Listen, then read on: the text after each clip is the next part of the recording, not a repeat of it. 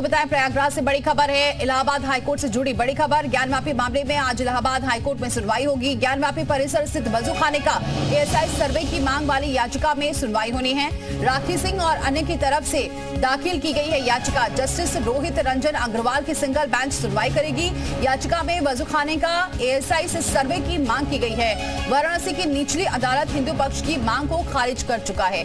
निचली अदालत के फैसले को हाईकोर्ट में चुनौती दी गई है और इस मामले में आज सुनवाई हुई है।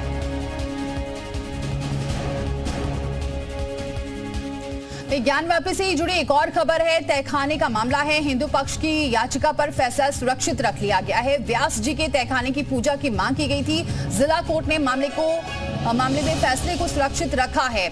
आज इस पर फैसला सुनाएगी कोर्ट। प्रशासन के अधीन है व्यास जी का तहखाना। सोमनाथ व्यास का परिवार करता था पूजा। 1993 तक तहखाने की पूजा भी होती थी। सर्वे के दौरान तहखाने की सफाई हुई थी और इसी तहखाने में पूजा अर्चना करना चाहता है हिंदू पक्ष, जिसको लेकर सुनवाई हो चुकी है। फैसले को सुरक्षित रख लिया गया है, लेकिन फैसला क्या होता है ये देखने वाली बात होगी।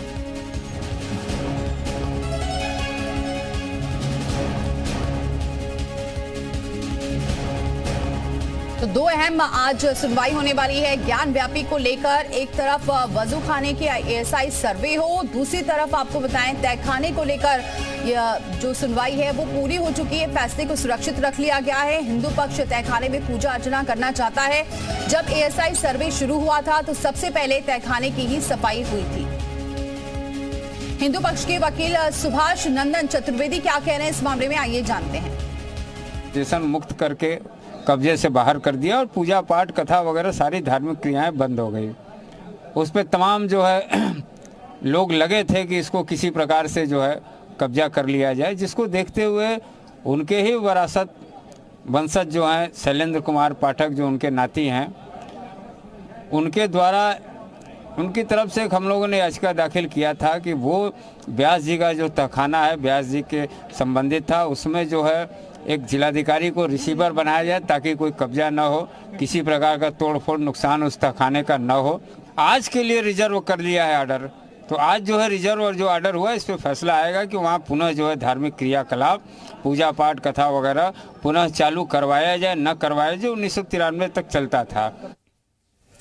और चलिए हमारे साथ नीतीश जुड़ चुके हैं इस खबर पर। नीतीश, आज दो अहम मामले हैं जिस पर सुनवाई होनी है, लेकिन एक मामले में तो सुनवाई होनी है यानी एएसआई सर्वे होगा या नहीं इस पर, लेकिन सबसे महत्वपूर्ण ये है कि अब इसमें तो फैसला सुरक्षित रख लिया गया है। तहखाने में पूजा अर्चना होनी है, लेकिन अब इसी पर फैसला है, सभी की निगाहें रहेंगी इस पर। देखिए, आज जिस तरह से कोर्ट में ज्ञानवापी को लेकर मामला है और कोर्ट के फैसले का सबको इंतजार है। अगर बात करें तो अगर मामला बात करें तो वजू खाने का जो एएसआई अगर बात करें तो एएसआई सर्वे की मांग को लेकर है, और दूसरा जो मुख्य मामला है जो वाराणसी में आज है वो ये है जिस पर सबकी निगाहें टिकी हुई हैं कि व्यास जी के तहखाने में पूजा की अनुमति मिलती है या फिर नहीं है। इसके लेकर कल फैसला सुरक्षित रख लिया गया था। अगर पूजा की अनुमति मिल जाती है, आपको बता दूं, तो हिंदू पक्ष इस पर मजबूत होता हुआ नजर आएगा, क्योंकि अगर कहा ऐसा भी जाता है कि हिंदू पक्ष वहां मजबूत होगा कि अगर कहीं पूजा की अनुमति मिलती है। और जो पिछला मामला जिसको 4 महिला वादियों ने दिया था, तो उन वादिनियों ने साफ तौर पर यह कहा था कि हमें श्रृंगार गौरी मां श्रृंगार गौरी के पूजा की अनुमति मिलनी चाहिए। तो इस फैसले के अगर हिंदू पक्ष में आने के बाद जो हिंदू पक्ष का जो दूसरा धड़ा है उसका भी पक्ष कहीं ना कहीं मजबूत होता हुआ नजर आएगा। तो सबकी निगाहें इस फैसले पर टिकी हुई है कि आखिर जब कोर्ट फैसला देता है तो क्या देता है। इसके साथ ही आपको बता दूं कि जो जिला जज हैं AK विश्वेश,